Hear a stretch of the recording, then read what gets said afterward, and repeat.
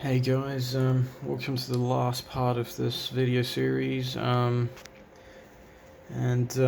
we covered reading and decoding DTCs in part 2, and this last one I thought we'd do something a bit more interesting.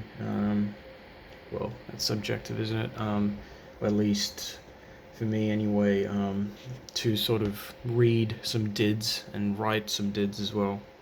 And basically that's just another aspect of UDS over CAN. And so what we're going to do is read a couple of DIDs. One of them is reading the software part number of the cluster, and the other is to read its VIN history. So this F188 DID is basically a fairly sort of common global DID that most manufacturers implement so that the software part number can be read out. And we're going to try and read that. Well, I have read it here, and it's pretty much the same way that we have done things before. We send a first frame followed by a flow control frame to get this info.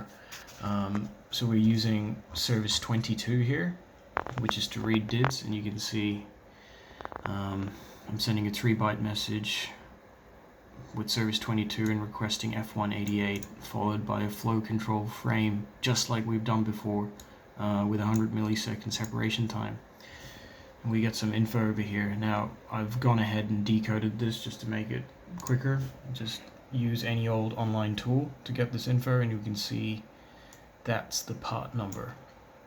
And this is a fairly standard forward sort of software part number. I think that pertains to the actual ECU. So in this case, this would correspond to a cluster, because that's what we have. And I believe this first digit relates to the year. So this will increment as we go forward in time. So I think G might be 2014 or 15 or something like that. I'm not really sure.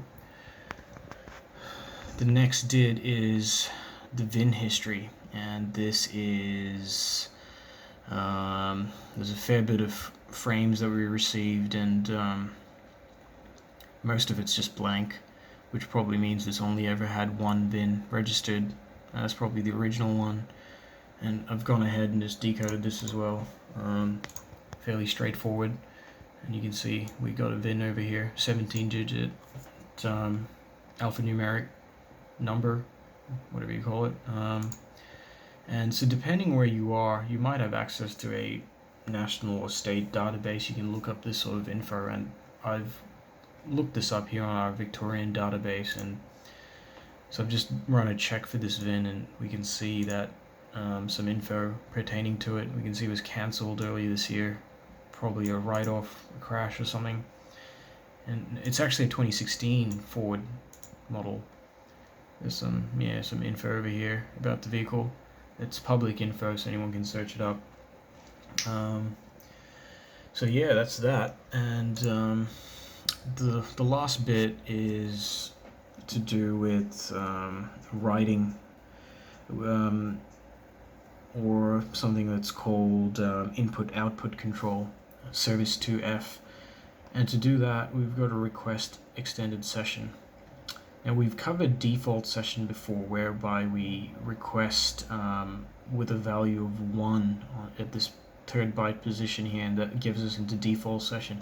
But some services require extended session, especially anything that sort of involves controlling some input-output characteristic. So I've gone ahead and done that, and I'm just gonna recompile this code now, because I'm gonna try and move the speedo pointer position. So bear with me a sec while I compile this. Yep, all good. Let's program it in. Cool, that's done. And now, let's see if we can get this thing to work. So I'm going to fire it up. We'll have to wait for a bit to sort of make sure it's ready to receive our requests.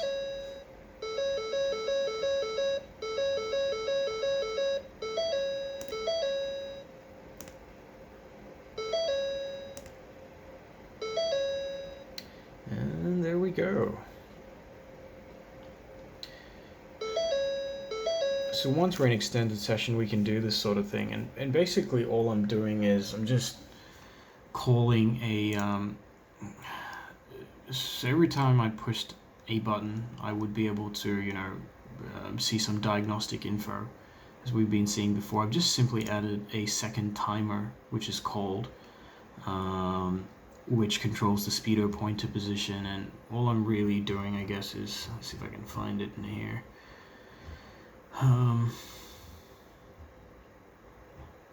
All I'm really doing is just utilizing service 2F and sending the relevant DID for this. And once speedo is at 100% position, I'm just resetting it, decrementing, and once it's at 0, I'm incrementing it by 4 kilometers an hour. And this callback, once we get in here, it's just doing this over and over again. I can't remember what time interval I used, probably 50 milliseconds or something. And so that's just going to keep going on and on. There's many other service control, input-output control routines like this. You just have to sort of try and find it.